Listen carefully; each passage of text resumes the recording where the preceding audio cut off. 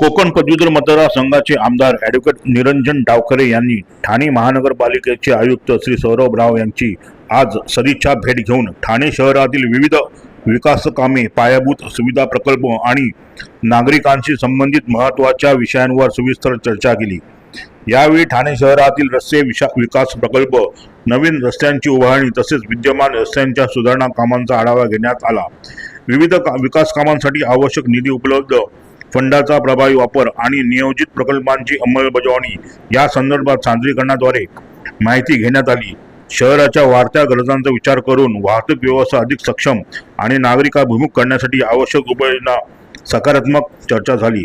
ठाण्याच्या सर्वांगीण विकासासाठी प्रशासन आणि लोकप्रतिनिधी यांच्यातील समन्वय अधिक प्रभावी राहावा तसेच विकास कामे गतीने पूर्ण व्हावीत यासाठी सातत्याने पाठपुरावा करण्याचा निर्धार यावेळी करण्यात आला। यावेळी आमदार निरंजन डावखरे यांच्यासह ज्येष्ठ नगरसेवक श्री मनोहर डुमरे, नगरसेवक श्री नारायण पवार, भाजप ठाणे शहर उपाध्यक्ष श्री रमेश आमरे तसेच संबंधित अधिकारी उपस्थित होते।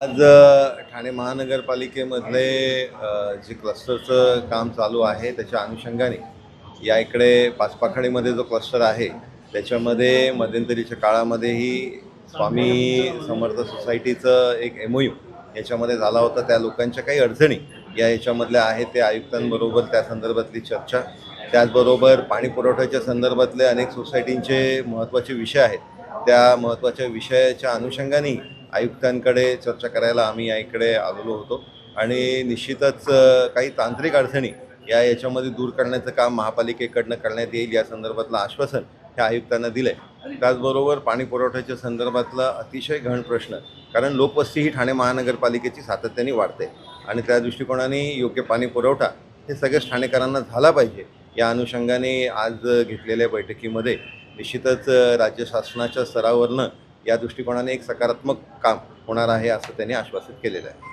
सर, सगळ्यात महत्त्वाचा प्रश्न म्हणजे भेसावत आहे फेरीवाल्यांचा। फुटपाथ व्यापलेले आहेत तरी महापालिका जागा होत नाही। फुटपाथ जे फेरीवाल्यांच्या माध्यमाने अतिक्रमित होत आहेत या संदर्भातलं वारंवार आमच्या सगळ्याच लोकप्रतिनिधींकडनं मागणी होत आहे की फेरीवाला धोरण हे अंमलबजावणी याची करण्यात यावी आणि नजीकच्या काळामध्ये या संदर्भातली अंमलबजावणी होईल या संदर्भातली कारवाई आमच्या उपमहापौर माननीय श्री कृष्णाजी पाटील यांच्या माध्यमाने भारतीय जनता पार्टीच्या पुढाकाराने होईल आणि महानगरपालिकेला आम्ही करण्यास भाग पाडू या संदर्भातली भूमिका सर्वच नगरसेवक आणि प्रतिनिधी घेणार आहे।